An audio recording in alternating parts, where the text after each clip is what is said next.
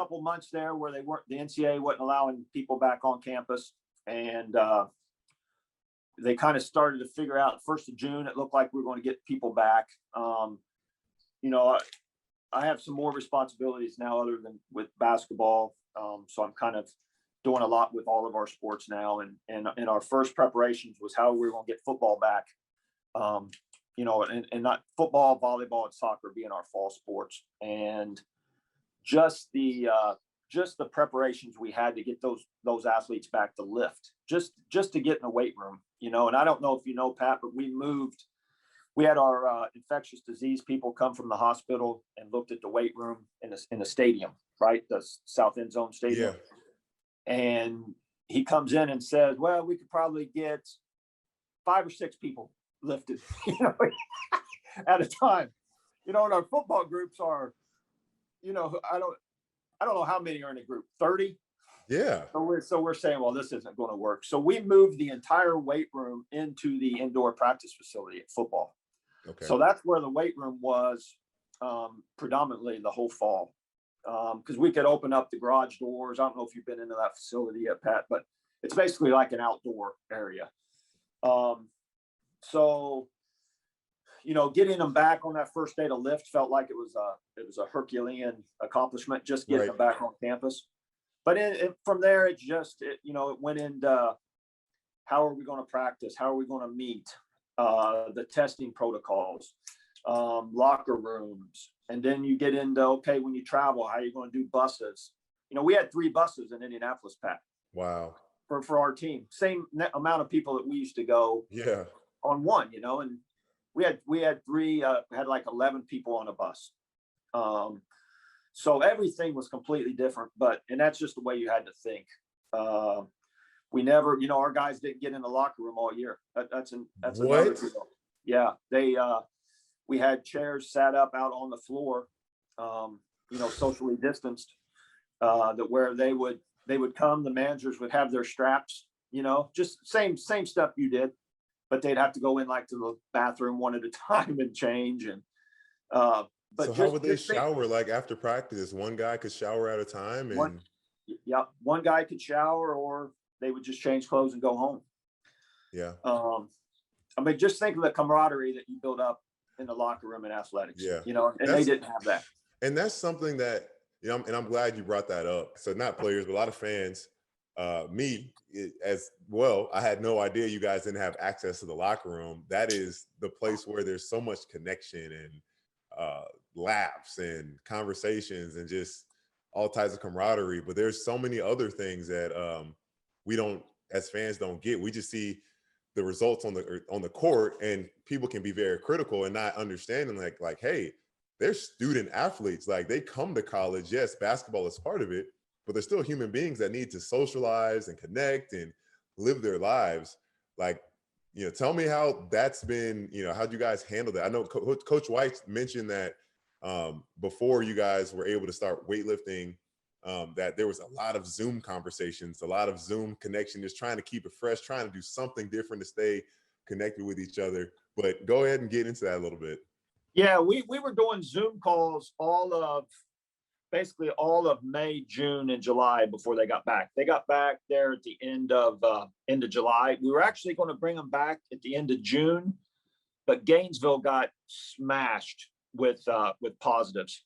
Oh, so wow. We said we didn't want to bring those guys back into this environment with the rate of positives was increasing so fast. We just didn't think it was the right thing to do for the kids.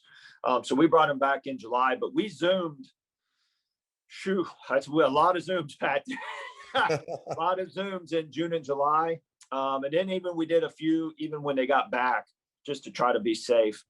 But you're 100% right, Pat, on the mental well-being for these guys. It was really tough, and I don't know if I ever talked to you about it, but we had a guy that was put in quarantine because of contact tracing 4 different times. So he was in a hotel. Well, I know 2 of his quarantines were for 14 days in a hotel. And then later on, with the SEC put a task force in place to kind of put some rules down. So that ended up being changed to 7 days Okay. later in the season with increased testing. So he was actually, what's that, 28 and 14. So 42 days he's not getting back of with just no Oh my gosh. no interaction with the outside world. So Like in the hotel room. In a hotel. Can't open your door, can't leave your Yeah. And then the guys were positive. They had 10 days of isolation, and it was it's been a really tough time. Now, is that an excuse? No, but it's been tough for everyone. It's been tough for everybody that's tried to play athletics during a pandemic. Yeah. But you know what? They've done a heck of a job, and people put in a lot of work to make this thing possible. So it's funny because guys all the time say, well, these guys want to play. They want to play. And they do want to play, but I'm not so sure they're happy about playing when they don't have a locker room and they're testing, 3 to 4 times a week. We just got done testing 20 straight days. And again, they're young, and they're not pros. They're not 35-year-old men like the NBA. These guys are still young men. And it was a tough deal, and they handled it really well.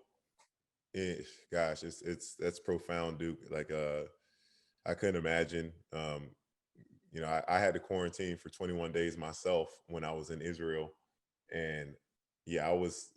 It was so funny. I would say it was funny, but I was getting so isolated and alone. They would come and drop food off for me like once a day. The guy would come, knock on my door, drop it. I'd go out. I was like, "Don't leave. Wait, talk to me." Yeah. We can talk through the window. Don't leave me, please.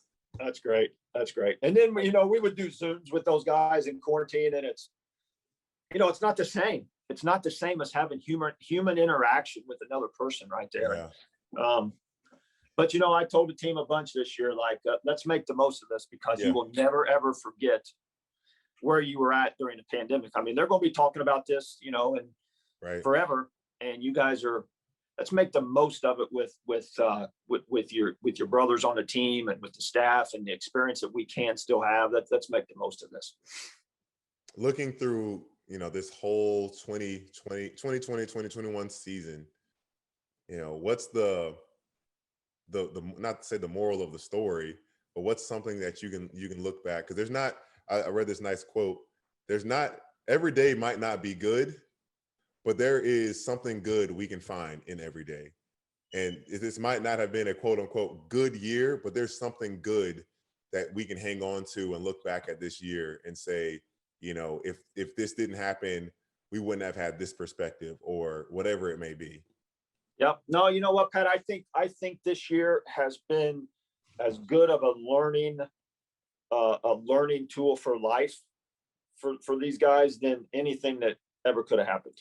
Like we talk all the time about it's not always going to go your way, and you're not always going to get what you want to get out of it.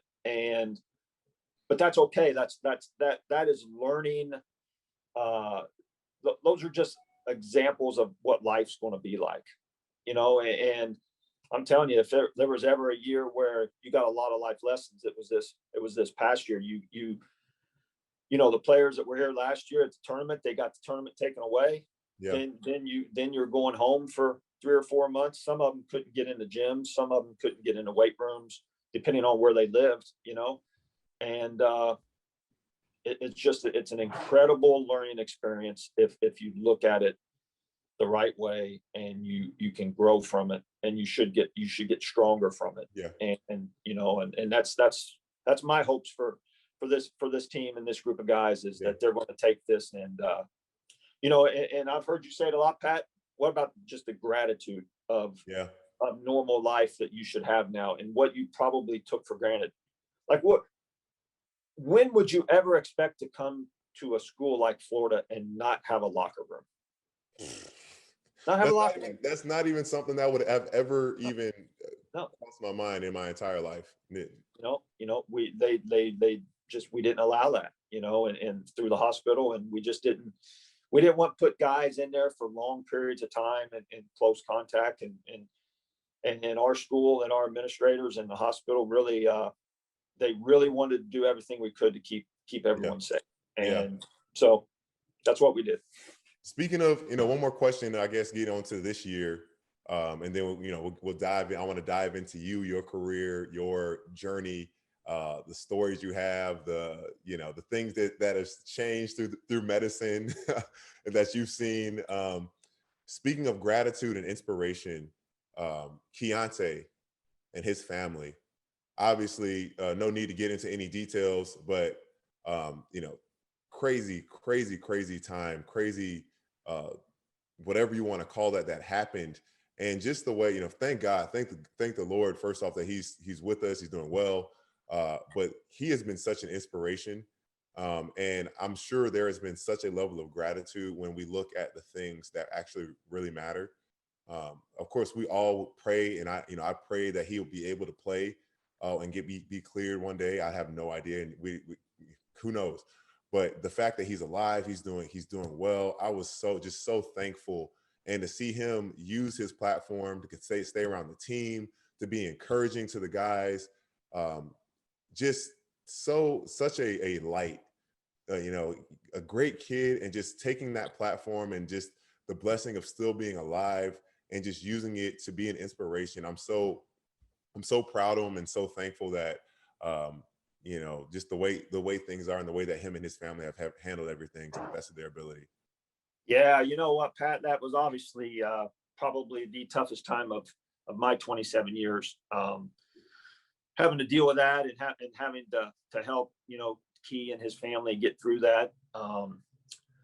He is, if you were playing right now, you would say, man, I love this guy.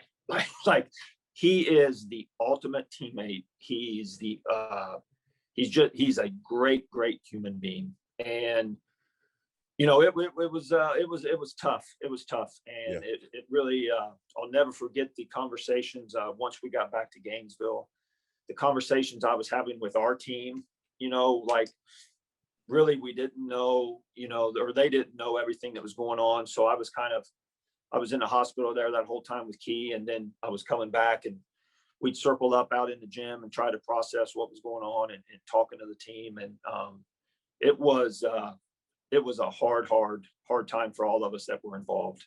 But like you said, thank the Lord, he's going to be fine. He's healthy. He's having great checkups. Awesome. He has kept an unbelievable positive attitude during this. And I know all the Gator fans and people across the country have seen him on the bench cheering, coaching, and that's not an act. Like he's doing that in the practice floor when there's no cameras, and he's doing that at home, with his roommates.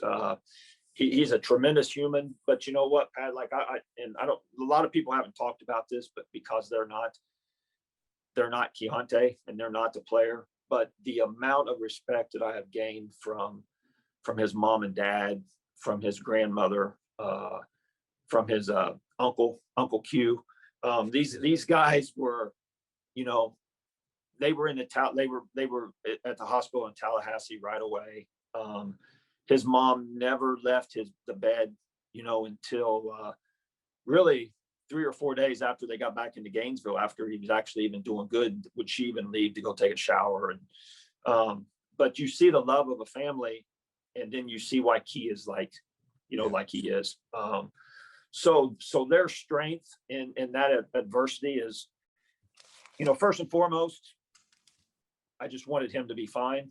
Yeah. But boy, what I have learned from that family of going through something like this it's been tremendous. Yeah. I can. It's been a complete inspiration for me, and just I pray that everyone doesn't waste just thinking about his career and just thinking about his life and the way he's used his platform. Just the first thing when he sent that video out of just the gratitude that he has, thanking God for life. He's going to, whether he plays basketball again or not, he's going to do tremendous things with his life. Yeah. He's going Yeah. to, Absolutely. no With, no without, question, Pat. no, No no question. question.